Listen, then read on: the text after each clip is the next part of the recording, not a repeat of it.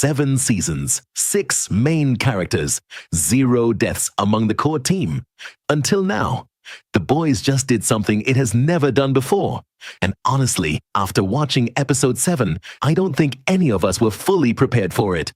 Hey guys, welcome back to Movizo, your go-to spot for everything movies, web series, and entertainment news. And today, we're breaking down the biggest moment from The Boys Season 5, Episode 7. If you haven't watched it yet, fair warning, major spoilers ahead. Let's get into it. So here's a little context first. Season 5 came out swinging with a massive premiere, then kind of slowed things down, spending time on individual characters and building out separate conflicts. A lot of fans were getting impatient. Where's the momentum? Where's the endgame energy? Well, Episode 7 just answered that question in the most brutal way possible. The whole season, the team's plan has been centered around a soup virus, something that could take down Homelander once and for all. But here's the thing. After Soldier Boy helped his son Ryan become immune to that virus in Episode 6, that entire plan basically fell apart overnight. So now what? Honestly, watching a carefully built plan just collapse like that is genuinely stressful. These writers know how to make you feel the weight of every setback.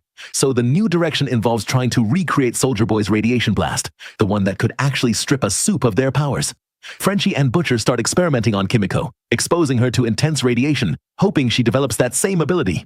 It doesn't work, at least not yet. While Frenchie stays back to keep working on it, Butcher, Huey, Starlight, and MM head out to gather intel on Homelander's next move. Now here's where things start spiraling. Homelander figures out that Sister Sage is hiding in the boys' base, and he comes looking. Frenchie tells Sage and Kimiko to hide inside a zinc boiler because Homelander's vision can't penetrate it. Smart move, but Frenchie himself? He had almost nowhere to go. So he steps inside the radiation chamber they'd been using for Kimiko's experiments. And when Homelander walks in and confronts him directly, Frenchie makes a choice. He activates the uranium, knowing full well it would kill him. He chose to hurt Homelander on his way out rather than give anything up. You know, there's something quietly heroic about that. No grand speech, no last-minute rescue. Just a guy making the hardest call in the worst possible moment. When Sage and Kimiko find him, he's already bleeding out.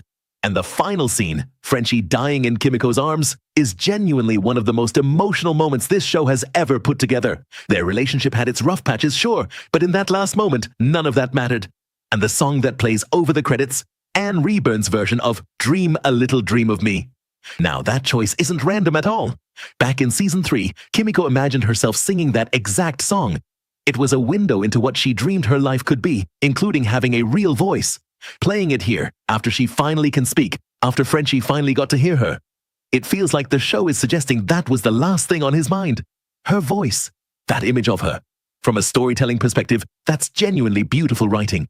It rewards longtime viewers without spelling everything out. Now, for anyone who's read the comics, Frenchie's death in the source material is actually very different. There, it's not Homelander who kills him, it's Butcher. After taking down the main villain, Butcher decides anyone with Compound V in their system has to go, including his own teammates. Frenchie and Kimiko die together after discovering a bomb Butcher planted. The show has gone in a completely different direction here, and honestly, I think that's the right call. The TV version of Butcher has been walking a much more complicated moral line. And while there have been teasers of him going dark, killing his own team feels like a different story than the one the show has been telling. Personally, I think Frenchie's death lands so hard because it wasn't random. It felt earned and it felt complete. He started this show carrying a lot of guilt, and slowly, imperfectly, he worked towards something better. His final act was protecting Kimiko. That's his whole arc, right there, in one moment. From a viewer's perspective, losing the team's funniest, most human member this close to the finale is gutting. But it also raises the stakes in a way that makes the finale feel genuinely unpredictable. Sister Sage stepping into a more scientific role, Kimiko potentially pushing forward with the radiation experiments out of pure grief, the team regrouping with Gen V heroes and maybe even Queen Maeve. There's a lot of pieces on the board heading into the end. So what do you think about this? Was Frenchie's death the right move for the show? And how do